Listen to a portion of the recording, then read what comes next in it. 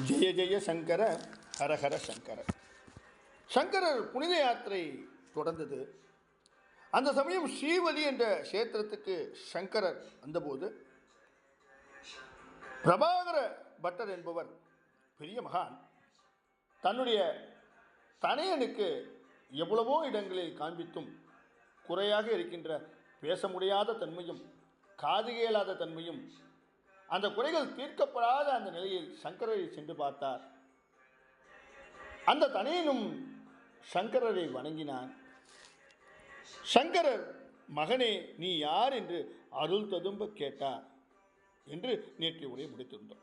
வாருங்கள் தொடர்ந்து பார்ப்போம். உடனே அந்த சிறுவன், நான் தேவன் அல்லன், மனிதன் அல்லன், இயக்கன் அல்லன், மறையோன் அல்லன், வீரன் அல்லன், வாணிகன் அல்லன், வேளாளன் அல்லன், மனமாகாத பிரம்மச்சாரி அல்லன், இல்லறத்தான் அல்லன், வனத்தில் வாழும் வானப்பிரத்தன் அல்லன், துறவி அல்லன், நான் ஞானம், ஞானமே உருவான மெய்ப்பொருள் என்று அனைவரும் வியக்கத்தக்க வகையில் ஸ்லோகங்களால் பதில் கூறினார். பிள்ளையாண்டான் பேசுகின்றானே என்ற அளவில்லாத மகிழ்ச்சியுடன் அவனை பெற்றோர் தங்கள் இல்லத்துக்கு அழைத்து சென்றார். ஊராரிடமெல்லாம் தன்னுடைய மகன் பேசுவதாக பெருமையோடு கூறினார்கள் அவர்கள். ஆனால் சிறுவன் வீட்டில் வாய் பேசாது வழக்கம் போல ஊமையாகவே இருந்தான். சந்தேகம் கொண்ட தந்தை சிறுவனை ஆச்சாரியாரிடம் மீண்டும் அழைத்துச் சென்று, சுவாமி, சன்னிதானத்தில் மட்டும் எங்களுக்கு புரியாத விஷயங்களை எல்லாம் பேசுகின்றான், வீட்டில் எதுவுமே பேசுவதில்லை, ஊமையாகவே இருக்கின்றான் என்று கூறினார். சங்கரர் அந்த சிறுவனுக்கு அஸ்தாமலகர் என்ற திருநாமத்தை சூட்டி, அஸ்தாமலகா, வேதத்தின் பொருளை நீ புரிந்து கொண்டதால் நீ பேசாத ஞானியனாய் மாறிவிட்டாய் என்று கூறி, பின் அவன் தந்தையை நோக்கி, ஐயா, இந்த பிள்ளையாண்டான் உங்களிடம் அல்ல, அவனை என்னிடத்தில் கொடுத்து விடுங்கள், என்னிடத்தில் இருப்பதே நன்று என்று கூறி அந்த சிறுவனை தன்னிடத்தில் எடுத்துக் கொண்டார். தந்தையும் தங்கள் பாக்கியம் என்று கூறி தன் மகனை சங்கரிடம் ஒப்படைத்துவிட்டு விடு திரும்பினார்கள். அஸ்தாமலகர் என்ற திருநாமம் கொண்ட அந்த சிறுவன் ஆச்சாரியாரிடத்தில் ஸ்லோக வடிவில் கூறிய விடையே அஸ்தாமலக தோத்திரம் என்பதாகும். இந்த ஸ்லோகங்களுக்கு சங்கரர் பெருமானே உரை எழுதினார். குரு எழுதிய நூலுக்கு பொதுவாக சீடர்கள் உரை எழுதுவதுதான் வழக்கம்.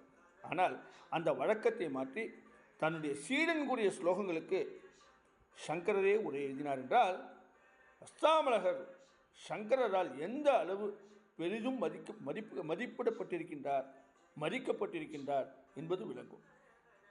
சங்கரர் எழுதிய உரை அஸ்தாகமலகீய பாஷ்யம் என்று வழங்கப்படுகின்றது. இந்த பாஷ்யம் அத்வைத நூல்களில் மிகச்சிறப்பான இடத்தை பெற்றிருக்கின்றது. ஆக இங்கு சீடரின் பெருமையை புகழ்வதா, ஜகத்குருவின் அந்த எளிய தன்மையை போற்றுவதா என்பது புரியவில்லை. மீண்டும் சங்கரின் பயணம் தொடர்ந்தது. துங்கபத்ரா நதி தீரத்தில் ஒரு அற்புதமான காட்சியை ஆதிசங்கரர் கண்டார்.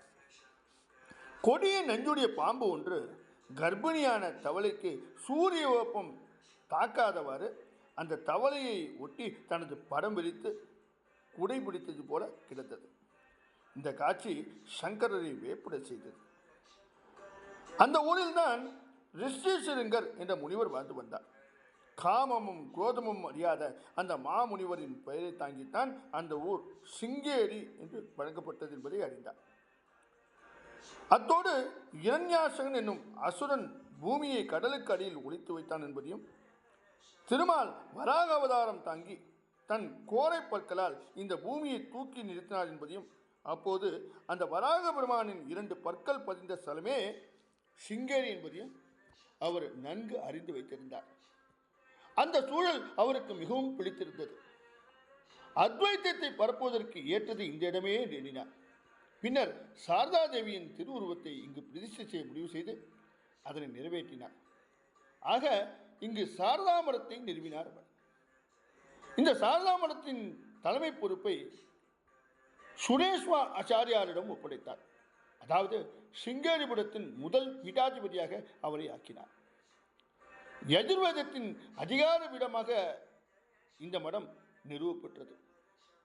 ஆகலின் தென் மாநிலங்களில் உள்ள யஜுர்வேதத்தினர் இந்த மடத்தின் சீடர்களானார்கள். சங்கரரிடம் கர்மவாதம் செய்து தோல்வியுற்ற மண்டன மிஸ்ரர் தான் இந்த சுரேஸ்வரர் என்பது இங்கு குறிப்பிடத்தக்கது. சுரேஸ்வரரும் தமது ஞான நிலையை குறிக்கும் வகையில் நைஷ்காமிய சித்தி, சங்கேஷ்ப சாரீரகம் என்ற இரு பெரு ஞான நூல்களை இயற்றி அரங்கேற்றினார். சுதன்மா என்ற கர்நாடக மன்னன் சகல்விதமான சௌகரியங்களையும் செய்து தந்தார். பொருள் ஏதும் விரும்பாத துறவிக்கு பொருள் வழங்கினார். பரிவாரங்களை தந்தான். சங்கரரும் விருப்பு வெறுப்பு இல்லாமல் ராஜ மரியாதைகளை ஏற்றுக்கொண்டார். தொடர்ந்து சங்கரரின் இந்த வரலாற்று செய்திகள் எல்லாம், அற்புத நிகழ்வுகள் எல்லாம் நாளைய உரையில் தொடர இருக்கின்றோம்.